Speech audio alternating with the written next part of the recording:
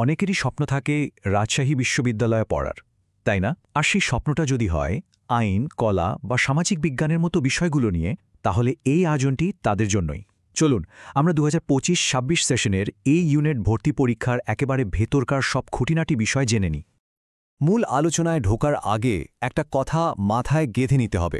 দেশের সেরা একটা পাবলিক ইউনিভার্সিটিতে নিজের একটা আসন পাকা করার এই লড়াইটা কিন্তু বেশ কঠিন হতে চলেছে। আর এই লড়াইয়ে টিকে থাকতে হলে সবচেয়ে বড় অস্ত্র হল সঠিক তথ্য আর একটা গোছানো পরিকল্পনা। তো প্রথমেই যে প্রশ্নটা মাথায় আসে সেটা হলো, হাজার হাজার ভর্তিচ্ছুর পছন্দের তালিকার একেবারে শীর্ষে কেন এই ইউনিট? এর পেছনের কারণগুলো জানলে আপনিও হয়তো অবাক হবেন। শুধু সংখ্যাটার দিকে একবার তাকান, 1897। হ্যাঁ, এটাই হলো এই ইউনিটের মোট আসন সংখ্যা। রাজশাহী বিশ্ববিদ্যালয়ের অন্য সব ইউনিটের চেয়ে এখানে আসন অনেক বেশি, তার মানে সুযোগটাও এখানে সবচেয়ে বড়। শুধু যে আসন সংখ্যা বেশি তাই নয়, এর অধীনে যে বিভাগগুলো আছে সেগুলোর নাম শুনলেই বোঝা যায় এর কদর কেন এত বেশি। দেশের অন্যতম সেরা আইন অনুষদ, কলা, সামাজিক বিজ্ঞান, চারুকলার মতো সব নামকরা বিভাগ কিন্তু এই ইউনিটেরই অংশ। আচ্ছা, স্বপ্ন তো দেখা হলো, এবার সেই স্বপ্ন সত্যি করার প্রথম ধাপ মানে আবেদন প্রক্রিয়াটা নিয়ে কথা বলা যাক। এখানে কিন্তু কিছু গুরুত্বপূর্ণ তারিখ আর তথ্য আছে যা কোনোভাবেই ভুল করা চলবে না। এই তারিখটা এখনই ক্যালেন্ডারে বা মোবাইলে মার্ক করে দেখুন। আবেদন প্রক্রিয়া শুরু হচ্ছে 20 নভেম্বর দুপুর 12টা থেকে, আর শেষ দিন হল 7 ডিসেম্বর ঠিক রাত 11:59। ভুলেও কিন্তু শেষ মুহূর্তের জন্য অপেক্ষা করা যাবে না। আবেদনের জন্য মোট খরচ হবে 1320 টাকা। এখানে কিন্তু সব সার্ভিস চার্জ যোগ করা আছে, তাই বাড়তি কোনো খরচ নেই। আবেদনের সময় এই টাকার অঙ্কটা মাথায় রাখতে হবে।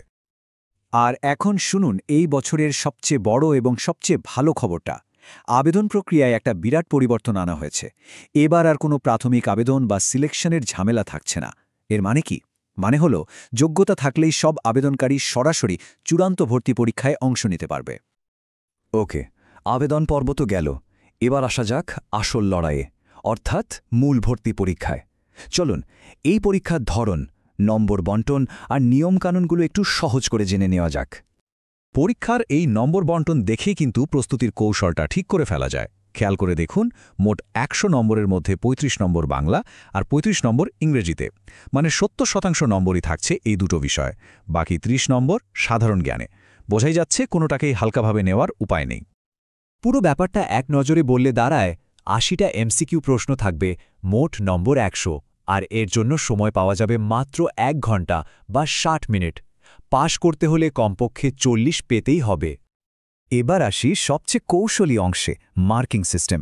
এখানে প্রত্যেকটা সঠিক উত্তরের জন্য যেমন 1.25 নম্বর যোগ হবে, তেমনি প্রত্যেকটা ভুলের জন্য কিন্তু 0.25 নম্বর কাটা যাবে। সোজা কথায়, 4টা প্রশ্নের ভুল উত্তর দিলে আপনার মোট নম্বর থেকে পুরো 1 নম্বর গায়েব হয়ে যাবে। তাই আন্দাজে উত্তর দেওয়াটা এখানে অনেক বড় একটা ঝুঁকি। আর এই তথ্যটা তো একটা সত্যিকারের গেম চেঞ্জার। এসএসসি বা এইচএসসিতে রেজাল্ট যাই হোক না কেন, তার উপর কোনো নম্বর থাকছে না। তার মানে ভর্তি পরীক্ষার ওই 1 ঘন্টা একে কেমন পারফর্ম করল সেটাই হবে মেধা তালিকার একমাত্র মাপকাঠি। সবার জন্য সমান সুযোগ। কিন্তু গল্পটা শুধু এই এমসিকিউ পরীক্ষাতেই শেষ হচ্ছে না। এই ইউনিটের অধীনে থাকা কয়েকটি সেরা আর সবচেয়ে আকাঙ্ক্ষিত বিভাগের জন্য আরও একটা ধাপ পার হতে হবে। ইংরেজি, আইন এবং আইন ও ভূমি প্রশাসনের মতো বিষয়গুলোতে যাদের পড়ার স্বপ্ন, তাদের এমসিকিউ পরীক্ষার পর আরও একটি 50 নম্বরের লিখিত পরীক্ষার জন্য তৈরি থাকতে হবে। প্রক্রিয়াটা আসলে বেশ সহজবোধ্য। প্রথমে 100 নম্বরের এমসিকিউ পরীক্ষায় পাশ করতে হবে। এরপর প্রত্যেকটা বিভাগের নিজস্ব শর্ত অনুযায়ী নির্দিষ্ট বিষয়ে ভালো নম্বর পেয়ে লিখিত পরীক্ষার জন্য নির্বাচিত হতে হবে। আর তারপর সেই পরীক্ষায় বসতে হবে। তবে এখানে প্রত্যেক বিভাগের নিয়ম একটু আলাদা, এটা মাথায় রাখতে হবে। যেমন ধরুন, ইংরেজি বিভাগের জন্য এমসিকিউ পরীক্ষার ইংরেজি অংশে যারা সবচেয়ে ভালো করবে তাদের মধ্যে প্রথম 1500 জনকে লিখিত পরীক্ষার জন্য ডাকা হবে। আর মজার ব্যাপার হলো, তাদের ফাইনাল মেরিট লিস্ট হবে শুধুমাত্র লিখিত পরীক্ষার নম্বরের উপর ভিত্তি করে। অন্যদিকে আইন এবং আইন ও ভূমি প্রশাসন বিভাগের নিয়মটা ভিন্ন। এখানে বাংলা ও ইংরেজিতে 45% বেশি নম্বর পাওয়া প্রথম 1500 জন লিখিত পরীক্ষা দেবে, আর তাদের মেধাতালিকা হবে এমসিকিউ ও লিখিত এই দুটো পরীক্ষার নম্বর যোগ করে। সব প্রস্তুতি আর পরিকল্পনার পর এবার আসা যাক চূড়ান্ত ধাপে। পরীক্ষার দিন এবং মেধা তালিকা তৈরির প্রক্রিয়া নিয়ে। পরীক্ষার চূড়ান্ত তারিখ হল আগামী বছরের 17 জানুয়ারি। পরীক্ষা হবে দুটো শিফটে, একটা সকাল 11টা থেকে দুপুর 12টা, আরেকটা বিকাল 3টা থেকে 4টা পর্যন্ত। আর সবচেয়ে বড় সুবিধা হল পরীক্ষার্থীরা শুধু রাজশাহী নয়, ঢাকা, চট্টগ্রাম সহ দেশের মোট 6টি বিভাগীয় শহরের কেন্দ্রে পরীক্ষা দিতে পারবে। শিক্ষার্থী বাছাইয়ের ক্ষেত্রে একটা কোটা পদ্ধতি অনুসরণ করা হবে। মোট আসনের মধ্যে 55% শিক্ষার্থী নেওয়া হবে মানবিক শাখা থেকে, আর বাকি 45% নেওয়া হবে বিজ্ঞান ও বাণিজ্য শাখা থেকে। এর ফলে সব শাখার শিক্ষার্থীদের জন্য একটা ভারসাম্যপূর্ণ সুযোগ তৈরি হয়। তাহলে এত সব আলোচনার পর একজন ভর্তিচ্ছুককে কোন বিষয়গুলো একদম গেঁথে রাখতে হবে?